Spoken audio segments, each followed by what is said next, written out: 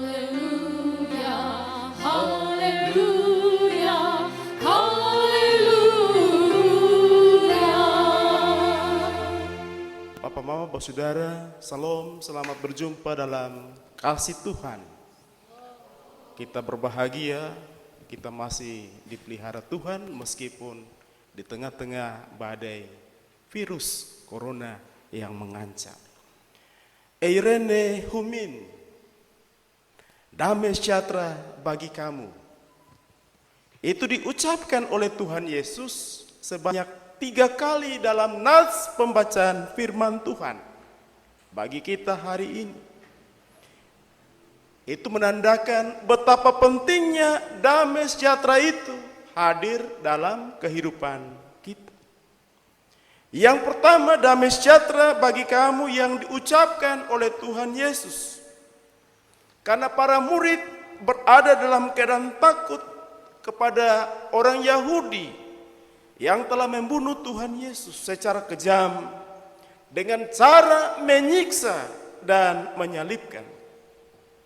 Para murid mengalami ketakutan. Mereka khawatir. Mereka tidak memiliki damai dalam hati mereka. Karena mereka bukan saja telah kehilangan Yesus sebagai pemimpin dan Tuhan mereka, tapi hidup mereka juga terancam bahaya. Karena jika mereka ketahuan, maka pasti akan ditangkap,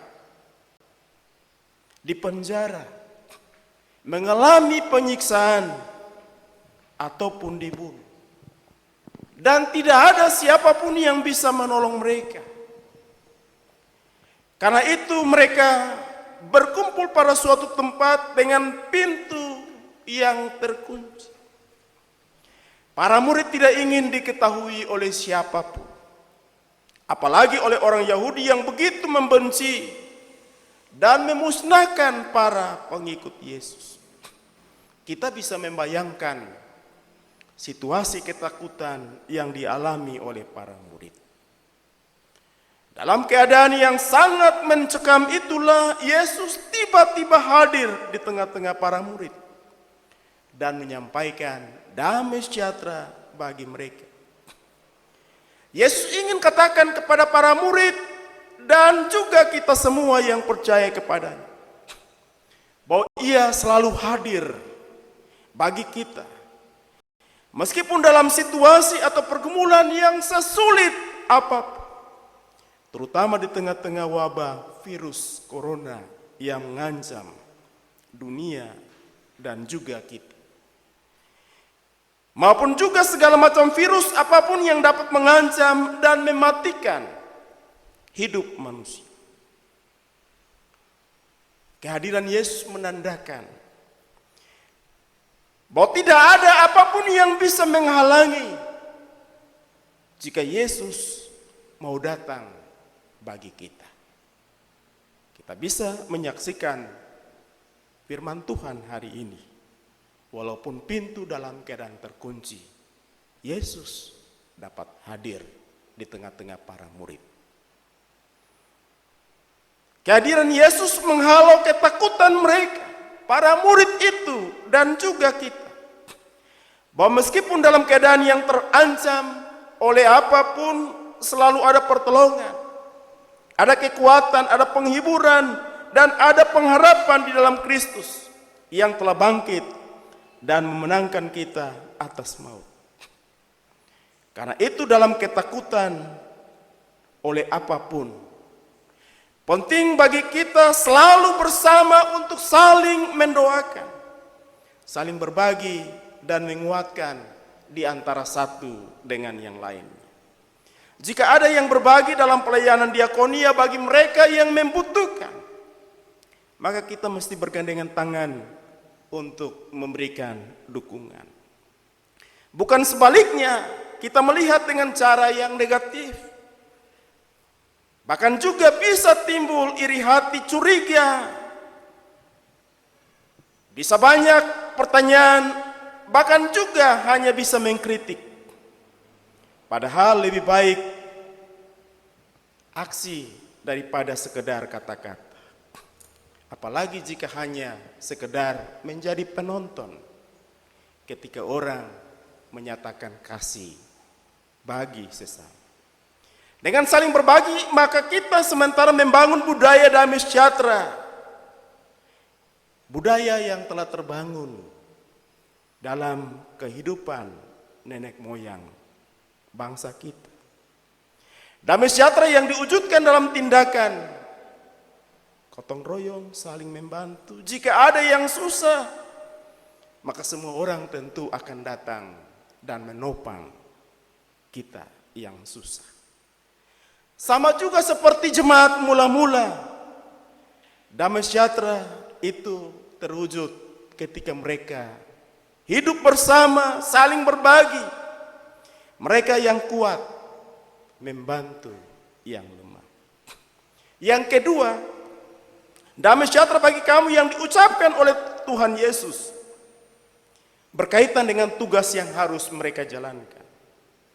Sama seperti Bapa mengutus aku, demikian juga sekarang aku mengutus kamu. Sudah saatnya para murid tidak lagi bergantung kepada Yesus secara fisik. Mereka harus keluar, move on dari ketakutan untuk memberitakan Injil ke seluruh dunia.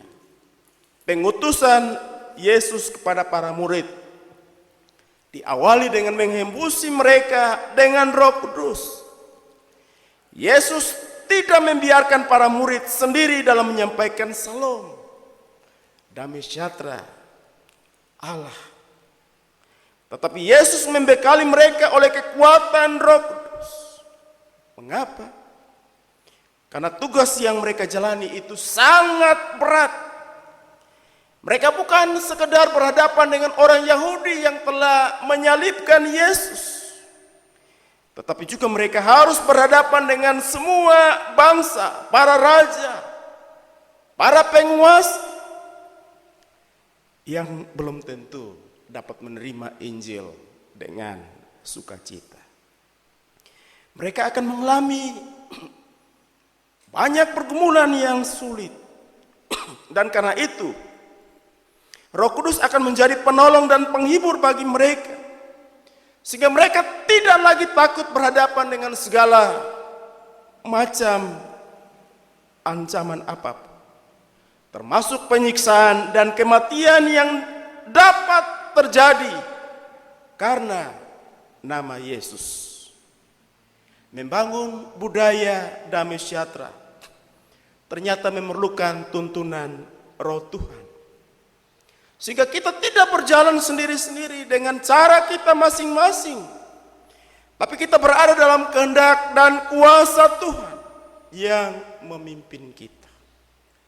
Karena apapun yang kita lakukan itu biarlah untuk kemuliaan dan kebesaran nama Tuhan, bukan untuk kesombongan pribadi, untuk kepentingan dan tujuan tertentu.